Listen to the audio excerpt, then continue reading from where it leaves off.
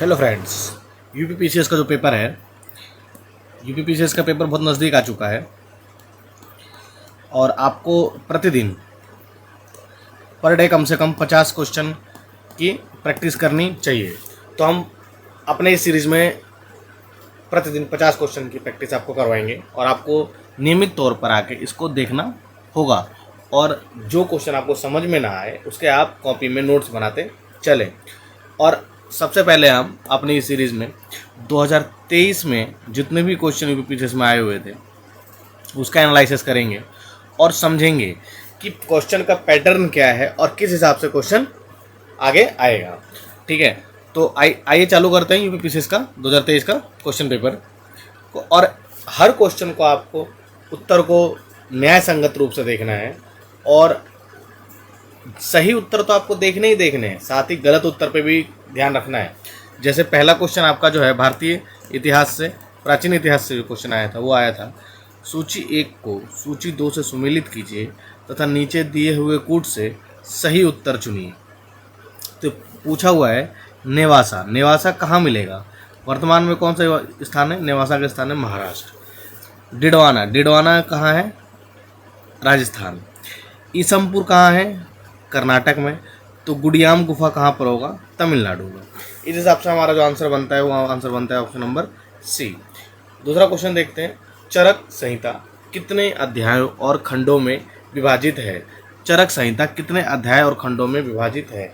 तो चरक संहिता 120 अध्याय और 8 खंडों में विभाजित है। पुराणों के संदर्भ में निम्नलिखित कथनों में से कौन सा सही है? विष्णु पुराण से मौर्य वंश की जानकारी मिलती है, बिल्कुल ठीक है। वायु पुराण से गुप्त वंश के शासन पर प्रकाश डालता है, ये भी बिल्कुल क्या है? ठीक है। ऑप्शन नंबर डी इसका आंसर होगा। ठीक है, अगला देखते हैं, निम्नलिखित में से कौन सा युग्म दर्शन प्रचारक सही सुमेलित है? दर्शन प्रचारक से सही सुमेलित है, तो न्याय गौतम सही सुमेलित है। अगला क्वेश्चन देखते हैं, निम्नलिखित में से कौन सा हड़प्पा संस्कृति के पूर्वी सीमांत का निर्धारण करता है? हड़प्पा संस्कृति के पूर्वी सीमांत का निर्धारण करता है आलमगीरपुर।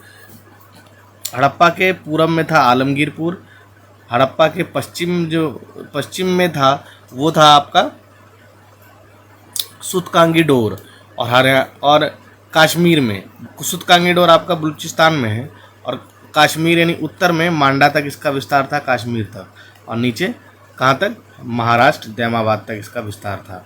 आलमगीरपुर आपका मेरठ में है, उत्तर प्रदेश। ठीक है, क्वेश्चन नंबर 6 देखते हैं, प्राचीन काल के भारत पर आक्रमणों के संबंध में निम्नलिखित में से कौन सा एक सही कालानुक्रम है? सबसे पहले भारत पर आक्रमण किया था यूनानियों ने, फिर किया था शक ने और फिर कुषाण ने, तो इस हिसाब से ऑप्शन नंबर 2 हो जाता है। निम्नलिखित में से कौन कवियत्री पुस्तक सही सुमेलित नहीं है पूछ रहा है? तो नहीं पूछ रहा है तो दयाबाई विनय मल्लिका सही है बिल्कुल। सहजोबाई सहप्रकाश सही है बिल्कुल।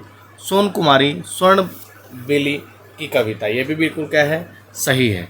गंगाबाई गणेश देव लीला, नहीं, गंगाबाई गणेश की देवलीला नहीं है, क्योंकि देवलीला पुस्तक किसकी है? मधुर अली की है। किसकी? मधुर अली की पुस्तक है। नेक्स्ट क्वेश्चन देखते हैं, कह रहा है वैदिक कालीन प्रशासन में भागदू कौन अधिकारी था? तो राजस्व को जमा करने वाला अधिकारी था। नाम से ही क्लियर होता है, भाग को दुहने वाला, यानी राजस्व को जमा करने वाला। ठीक है, अगला क्वेश्चन देखते हैं, क्वेश्चन नंबर 9, मिलिंद पहु राजा मिलिंद तथा बौद्ध भिक्षु के मत संवाद के रूप में है। मतलब मिलिंद और किसके बीच में संवाद हुआ था? तो नागसेन के बीच में संवाद हुआ था। तो आपने देखा कि प्राचीन भारत से कितने सवाल आए हुए हैं? 9 सवाल आए हुए हैं 2023 में। अब हम आते हैं मध्यकालीन भारत में, यानी मध्यकालीन इतिहास में। तो हम देखते हैं निम्नलिखित में से कौन सा सही सुमेलित नहीं है पूछ रहा है। तो कौन सा सही सुमेलित नहीं है? इल्तुतमिश रजिया के पिता थे, बिल्कुल ठीक है। गुलबदन बेगम बाबर की पुत्री थी, ये भी क्या है? बिल्कुल क्या है? ठीक है। हमीदा बानो बेगम अलाउद्दीन खिलजी की पत्नी थी, नहीं, अलाउद्दीन खिलजी की पत्नी नहीं थी, यह हुमायूं की पत्नी थी। किसकी पत्नी थी? हुमायूं की पत्नी थी। ठीक है। शाह तुर्कन इल्तुतमिश की पत्नी थी, बिल्कुल ठीक है। इल्तुतमिश की पत्नी थी। इस हिसाब से हमारा जो आंसर होता है ऑप्शन नंबर सी। ठीक है। खरीदादार कौन था? खरीदादार कौन था? तो फरमानों को भेजने वाला अधिकारी। खरीदादार कौन सा अधिकारी को कहते थे? तो फरमानों को भेजने वाला अधिकारी को खरीदादार कहा जाता था। नेक्स्ट क्वेश्चन देखते हैं। कह रहा है मिरात ए सिकंदरी बुरहान ए माशिर। तो बुरहान ए माशिर तो बहामनी के अहमदनगर का इतिहास है। बुरहान ए माशिर बहामनी के अहमदनगर का इतिहास है। मिरात ए सिकंदर ने गुजरात के बारे में लिखा है। किसके बारे में लिखा है? गुजरात के बारे में लिखा है। आगे देखते हैं। सिराज उस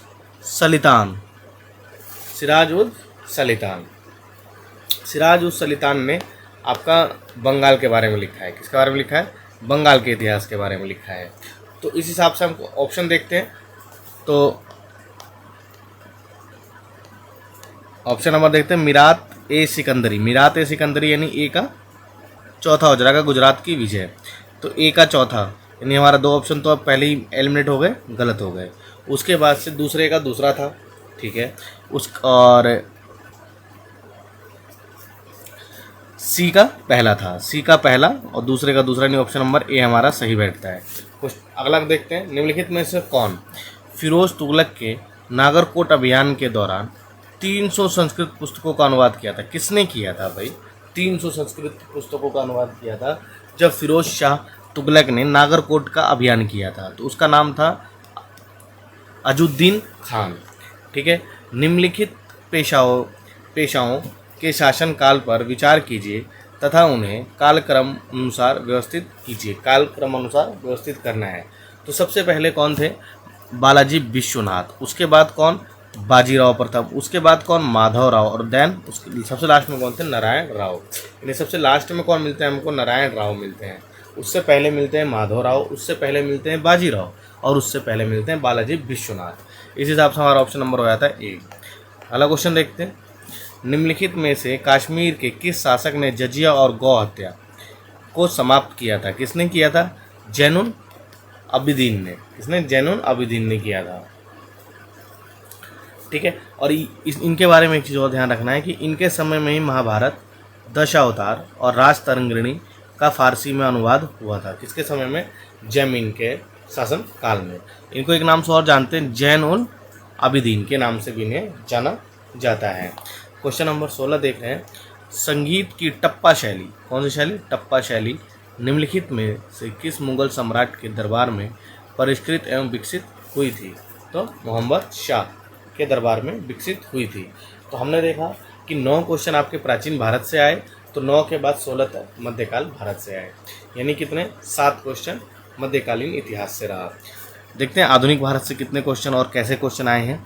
तो निम्नलिखित में से कौन एक 1857 के विद्रोह का आरंभ सही सुमेलित नहीं है पूछ रहा है। जो सही से सुमेलित नहीं है उसके बारे में ये पूछ रहा है। तो लखनऊ 4 जून 1857 ये बिल्कुल क्या है? सही है। झांसी 11 मई 1857 ये भी क्या है? गलत है। क्यों गलत है? क्योंकि ये मई में नहीं जून में हुआ था। कब हुआ था? जून में हुआ था। मेरठ 10 मई 1857 ये भी ठीक है। बैरकपुर 29 मार्च 1857 ये भी ठीक है। झांसी मई में नहीं जून में हुआ था, यानी हमारा जो ऑप्शन है वो 20 का क्या है? राइट आंसर है। अगला क्वेश्चन देखते हैं। निम्नलिखित में से कौन सा संगठन दिल्ली वायसराय लॉर्ड हार्डिंग पर बम फेंकने के लिए उत्तरदायी था? कौन सा संगठन लॉर्ड हार्डिंग पर बम फेंकने के लिए उत्तरदायी था? तो उस संगठन का नाम था अनुशीलन समिति। इसे ही दिल्ली षड्यंत्र केस के नाम से भी जाना जाता है। दिल्ली के षड्यंत्र केस के नाम से भी इसे जाना जाता है। ठीक है। अगला क्वेश्चन कह रहा है वर्ष 1918 के संयुक्त प्रांत किसान सभा का गठन निम्न में से किस नेता ने किया था? 1918 के संयुक्त प्रांत किसान सभा का गठन निम्न में से किस नेता ने किया था? तो उस नेता का नाम था इंद्र नारायण द्विवेदी। ठीक है। अगला क्वेश्चन देखते हैं। ईवी रामास्वामी नायकर के संदर्भ में निम्नलिखित कथनों में से कौन सा सही है? उन्होंने असहयोग आंदोलन में हिस्सा लिया। उन्होंने वर्ष 1925 में कांग्रेस छोड़ दिया। ये दोनों ही ऑप्शन क्या हैं? बिल्कुल सही हैं। अगला क्वेश्चन कह रहा है, क्वेश्चन नंबर 21 है ये, नेताजी सुभाष चंद्र बोस द्वारा आज़ाद हिंद फौज के हिस्से के रूप में गठित महिला रेजिमेंट का क्या नाम था? महिला रेजिमेंट का नाम था रानी झांसी रेजिमेंट। इस वीडियो को देखते टाइम आप लाइक और सब्सक्राइब करना मत भूलिएगा, ताकि नेक्स्ट वीडियो हम टाइम पे लाएं और आपका यही सपोर्ट हमें आगे की वीडियो के लिए प्रेरित करेगा। ठीक है, तो आइए अगला क्वेश्चन देखते हैं। क्वेश्चन नंबर 22, निम्नलिखित में से कौन महिला स्वतंत्रता सेनानी भारत छोड़ो आंदोलन से संबंधित नहीं है? तो मातंगिनी हाजरा ये भारत छोड़ो आंदोलन से संबंधित हैं। कनकलता बरुआ ये भी भारत छोड़ो आंदोलन से संबंधित है। ठीक है, अरुणा आशफ अली ये भी भारत छोड़ो आंदोलन से संबंधित है। शांति घोष भारत छोड़ो आंदोलन से संबंधित नहीं है। ठीक है, अगला क्वेश्चन देखते हैं। कालक्रम की दृष्टि से निम्नलिखित घटनाओं में से कौन अंतिम थी? सबसे अंतिम कौन सी थी? तो होम रूल आंदोलन आप सबको पता है, जो तिलक और एनी बेसेंट ने बनाया था, वो 1916 में। जलियांवाला बाग हुआ था 1919 में। ये भी हुआ था 1919 की ही घटना है। बस फ़र्क इतना है कि जलियांवाला बाग अप्रैल में हुआ था और खिलाफत आंदोलन सितंबर में बना था। ठीक है, और भोपाल विद्रोह जो हुआ था वो हुआ था 1921 में। कब हुआ था? 1921 में। सबसे अंतिम घटना कौन सी थी? Option number A. ठीक है, तो 23 यानी 16 के बाद 23 क्वेश्चन तक किस में आए हैं? हिस्ट्री से आए हैं। यानी 7 क्वेश्चन आपके आधुनिक भारत से भी रहा है। यानी टोटल हम अगर देखें, अगर हम सही से देखें तो आपके 9 क्वेश्चन आपके रहे हैं प्राचीन एशियंट इंडिया से। आपके 7 क्वेश्चन रहे हैं मिडिल इंडिया से। ठीक है, और आप उसके बाद से आपके 7 क्वेश्चन रहे हैं मॉडर्न इंडिया से। ठीक है, भूगोल भूगोल को देखते हैं। भूगोल से क्या किस टाइप के क्वेश्चन आए हैं और कितने क्वेश्चन आए हुए हैं। निम्नलिखित में से किस स्थान में अलकनंदा एवं भागीरथी नदी मिलती है? अलकनंदा और भागीरथी कहाँ जाके मिलती है? तो ये देवप्रयाग में एक दूसरे से मिलती हैं। भारत की प्रमुख नदी और उनके उद्गम स्थानों के बारे में बात करनी है। तो सबको पता है कि जमुना कहाँ से निकलती है? जमुनोत्री से निकलती है। जमुना कहाँ से निकलती है? जमुनोत्री से निकलती है। इसमें तो कोई डाउट नहीं होना चाहिए। ठीक है, और कृष्णा कहाँ से निकलती है? कृष्णा नदी निकलती है महाबालेश्वर से। कृष्णा नदी कहाँ से निकलती है? महाबालेश्वर से निकलती है। गोदावरी निकलती है नासिक से और महानदी निकलती है सिहावा से। महानदी कहाँ से निकलती है? सिहावा से। इस मैचिंग के अनुसार हमारा जो आंसर होगा वो ऑप्शन नंबर ए। ठीक है, नेक्स्ट क्वेश्चन देखते हैं। नेक्स्ट क्वेश्चन कह रहा है, निम्नलिखित में से कौन सा दर्रा केंद्र शासित प्रदेश सही सुमेलित है? तो सही सुमेलित तो नीति दर्रा है, जो कहाँ है? उत्तराखंड में है। माना दर्रा जो है उत्तराखंड, हिमाचल प्रदेश में नहीं है, ये उत्तराखंड में है। दीफू लद्दाख में नहीं है। दीफू कहाँ है? अरुणाचल प्रदेश में है। ठीक है, अगला क्वेश्चन देखते हैं। खनिज संपदा के संदर्भ में निम्नलिखित कथनों में से कौन से सही है? खनिज संपदा के संबंध में पूछ रहा है। तो जम्मू कश्मीर के रियासी जिले में लिथियम के अनुमानित संपदा भंडार मिले हैं। भारत अनेक खनिजों तथा लिथियम, निकेल तथा कोबाल्ट के लिए आयात पर निर्भर है। तो ये दोनों ही ऑप्शन क्या हैं? बिल्कुल सही हैं। ठीक है, अगला क्वेश्चन देखते हैं। सिवान समुद्र एवं कल्पक्कम क्रमशः किस लिए महत्वपूर्ण है? तो किस लिए महत्वपूर्ण है? जल शक्ति और नाभिकीय ऊर्जा के लिए महत्वपूर्ण है। ठीक है, अगला देखते हैं क्वेश्चन नंबर 29। निम्नलिखित कथनों में से कौन सा सही है? कह रहा है राम गंगा नदी कन्नौज के पास गंगा में मिलती है। तो नहीं, कन्नौज के पास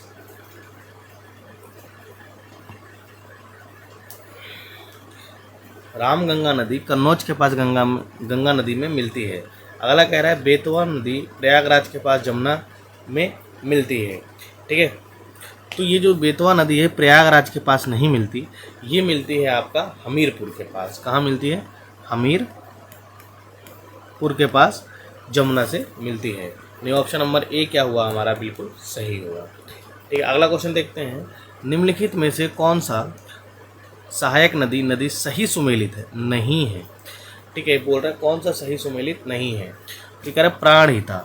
महानदी की सहायक नदी है? नहीं, महानदी की नहीं है, गोदावरी की है। किसकी है? गोदावरी की सहायक नदी है। मालप्रभा कृष्णा की सहायक नदी है, हेमावती कावेरी की सहायक नदी है, और मंजीरा गोदावरी की सहायक नदी है। यानी कौन सुमेलित नहीं है? Option number A. Next question देखते हैं। एक भौगोलिक इकाई जो पानी को इकट्ठा करती है, पानी को इकट्ठा करती है, भंडारण करती है और पानी छोड़ती है, उसे क्या कहा जाता है? उसे कहा जाता है जल विभाजक कहा जाता है, वाटर शेड कहा जाता है। क्या कहा जाता है? वाटर शेड कहा जाता है। क्वेश्चन नंबर 32 देखते हैं। कह रहा है नीचे दो कथन दिए गए हैं, जिनमें से कथन ए और कारण आर दिया हुआ है, और उसके बारे में पूछ रहा है। कह रहा है दक्षिण पश्चिम मानसून, दक्षिण पश्चिम मानसून मौसम के दौरान तमिलनाडु तट शुष्क रहता है। अगला कह रहा है क्योंकि तमिलनाडु तट बंगाल की खाड़ी के शाखा के समानांतर स्थित है और दक्षिण पश्चिम मानसून अरब सागर वृष्टि छाया क्षेत्र में स्थित है। तो इसका आंसर जो होगा वो क्या है? सही बिल्कुल व्याख्या कर रहा है। क्यों व्याख्या कर रहा है मैं आपको बता देता हूँ इसके बारे में। कि जैसे ये अगर हम इंडिया को देखते हैं, चौकोर देख लेते हैं, इस टाइप से देख लेते हैं इंडिया को, और दक्षिण पश्चिम मानसून में ये मानसून यहाँ से उठता है, तो ये यहाँ पर ये वृष्टि छाया क्षेत्र बन जाता है, जिससे तमिलनाडु के इधर वाले तट पे वर्षा नहीं हो पाती, यानी इसको कहते हैं वृष्टि छाया क्षेत्र। रीज़न यही है, ठीक है। तो दोनों ही बातें क्या हैं? सही हैं और एक दूसरे को स्पष्ट करती हैं। अगला क्वेश्चन कह रहा है निम्नलिखित कथनों में से लेटराइट मिट्टी के विषय में कौन सा कथन सही है? सही कथन पूछ रहा है, सही पूछ रहा है। तो इसमें से कोई ऑप्शन नंबर ए दिया है, यह मिट्टी उच्च तापमान एवं भारी वर्षा वाले क्षेत्रों में विकसित होती है। बिल्कुल ठीक है, लेटराइट मिट्टी भारी वर्षा और उच्च तापमान वाले क्षेत्र में स्थित होती है। इस मिट्टी में लौह ऑक्साइड एवं एल्यूमिनियम की कमी पाई जाती है? नहीं। ठीक है, तो ऑप्शन नंबर क्या हो जाएगा? सी क्या हो जाएगा? सही हो जाएगा। गैर पारंपरिक ऊर्जा स्रोत वे स्रोत हैं जो कि नवीकरणीय हैं। गैर पारंपरिक ऊर्जा को क्या कहते हैं? नवीकरणीय ऊर्जा कहा जाता है। अब ये आपका था भारत के भूगोल से था 34 तक, यानी 24 से 34 10 क्वेश्चन आपके भारतीय भूगोल से आए हुए हैं यूपी पीसीएस में 2023 में। ठीक है, अब विश्व के भूगोल से किस प्रकार के क्वेश्चन पूछे हुए हैं जरा इसे देख लेते हैं। तो क्वेश्चन नंबर 35 कह रहा है दक्षिणी गोलार्ध में हवा का बाईं ओर विक्षेपित होने का क्या कारण है? दक्षिणी गोलार्ध में हवा बाईं ओर विक्षेपित हो जाती है, इसका कारण क्या है? तो नॉर्मल सी बात है, इसका कारण है कोरियोलिस बल। ये कह रहा है दक्षिण गोलार्ध में हवा क्या हो जाती है? विक्षेपित हो जाती है, अपने मार्ग से विचलित हो जाती है, सीधे ना जाके अपने मार्ग से क्या हो जाती है? विचलित हो जाती है। क्यों हो जाती है? क्योंकि इस पर कोरियोलिस बल कार्य करता है। ठीक है, क्वेश्चन नंबर 36 कह रहा है निम्नलिखित में से कौन सा झील देश सही सुमेलित नहीं है? गलत सुमेलित के बारे में बात कर रहा है कि कौन सही सुमेलित नहीं है। ठीक है, माराकाइबो वेनेजुएला में है, बिल्कुल सही सुमेलित है। ओनेगा कनाडा में नहीं है, ओनेगा कहाँ है? रूस में है। कहाँ है? रूस में है। तो यही ऑप्शन जो है वो सही सुमेलित नहीं है, यानी ऑप्शन नंबर बी हो जाएगा। लेकिन आगे देख लेते हैं। मिशिगन संयुक्त राज्य अमेरिका, बिल्कुल ठीक है। बैकाल रूस में, बिल्कुल ये भी क्या है? ठीक है, यानी ऑप्शन नंबर 20 का सही आंसर होगा जो सही सुमेलित नहीं था। अगला देखते हैं क्वेश्चन नंबर 37। निम्न में से यूक्रेन का सबसे बड़ा कोयला उत्पादक केंद्र कौन सा है? यूक्रेन का कोयला उत्पादक केंद्र कौन सा है? तो यूक्रेन का कोयला उत्पादक क्षेत्र है डोनेट्स्क। यूक्रेन का सबसे बड़ा कोयला उत्पादक क्षेत्र है।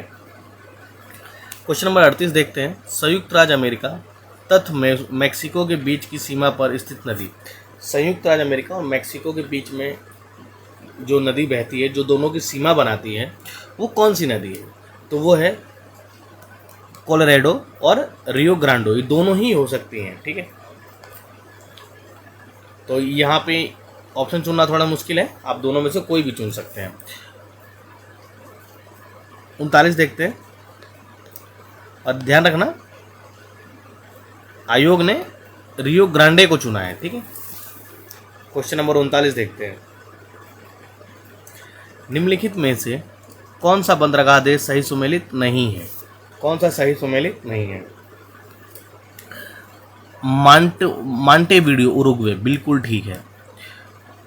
इगार्क चीन में नहीं है, ये भी कहाँ है, रूस में है, ठीक है। जकार्ता इंडोनेशिया, बिल्कुल ठीक है। रॉटरडैम नीदरलैंड, ये भी बिल्कुल ठीक है। यानी आंसर क्या होगा, ऑप्शन नंबर बी सही सुमेलित नहीं है, ठीक है। अगला क्वेश्चन देखते हैं, कह रहा है क्वेश्चन नंबर 40, फिलीपींस में नारियल एवं गन्ने की कृषि विकास का श्रेय किसको जाता है।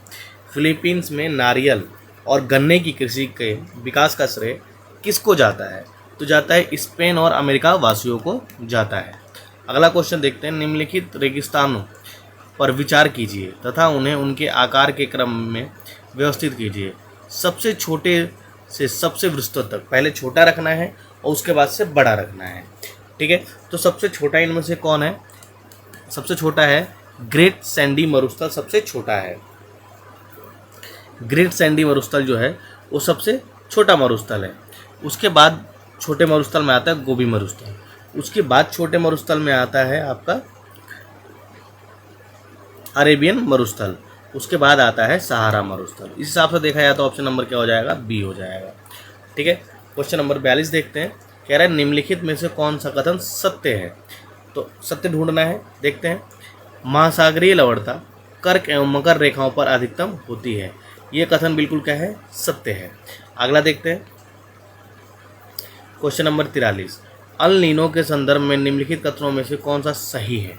अल नीनो और लाल नीना ये दो होती हैं। अल नीनो की स्थिति तब पैदा होती है जब पेरू का तट गर्म हो जाए, लाल नीना यानी जब पेरू का तट नॉर्मल रहे, थोड़ा ठंडा रहे, ठीक है। लाल नीना अल नीनो से पूर्वी प्रशांत क्षेत्र में पेरू के तट पर गर्म धाराओं का प्रकट होना शामिल है।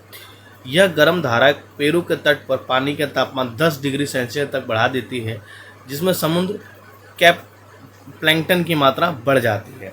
समुद्र में प्लैंकटन की मात्रा बढ़ जाती है। तो ये ऑप्शन नंबर जो 2 है ये क्या है, गलत है। तो ऑप्शन नंबर ए क्या होगा, सही होगा, ठीक है। अगला देखते हैं, क्वेश्चन नंबर 44, माउंट न्यूमैन निम्नलिखित में से किस खनिज के लिए प्रसिद्ध है। माउंट न्यूमैन कहाँ पाया जाता है, ऑस्ट्रेलिया में है। कहाँ है, ऑस्ट्रेलिया में है, और ये लौह अयस्क के लिए प्रसिद्ध है। क्वेश्चन नंबर 45 देखते हैं, कह रहा है कि एक साइड पर्वत दिया हुआ है और एक साइड देश दिया हुआ है, कौन सा पर्वत कौन से देश में शामिल है। किलिमंजारो ये आपका तंजानिया में है। कहाँ है, तंजानिया में। टुबकल मोरक्को में है, और स्टेनली आपका युगांडा में है, और हॉर्नर फिर कहाँ हो जाएगा, अल्जीरिया में हो जाएगा। इस हिसाब से देखा जाए तो ए का तीसरा बी का पहला, ए का तीसरा बी का पहला, यानी ऑप्शन नंबर ए हो जाएगा, ठीक है। नेक्स्ट सेक्शन जो हमारा आ गया वो आ गया पर्यावरण से देखते हैं यूपीपीएससी ने कैसे सवाल पूछने की कोशिश की है और किस लहजे के सवाल इसने पूछे हैं, ठीक है। कह रहा है भारत का प्रथम national centre for marine biodiversity NCMB स्थित है, कहाँ पर स्थित है, मुंबई में, पौंडुचेरी में, भावनगर में, जामनगर में। कहाँ स्थित है, जामनगर में स्थित है, ठीक है। समुद्री शैवाल किसके महत्वपूर्ण स्रोत हैं, किसके सबसे महत्वपूर्ण स्रोत हैं, आयोडीन के महत्वपूर्ण स्रोत हैं। लोटिक पारिस्थितिक तंत्र का उदाहरण है, लोटिक पारिस्थितिकी तंत्र का उदाहरण है, कौन सा उदाहरण है, ऑप्शन नंबर सी, नदी, ठीक है।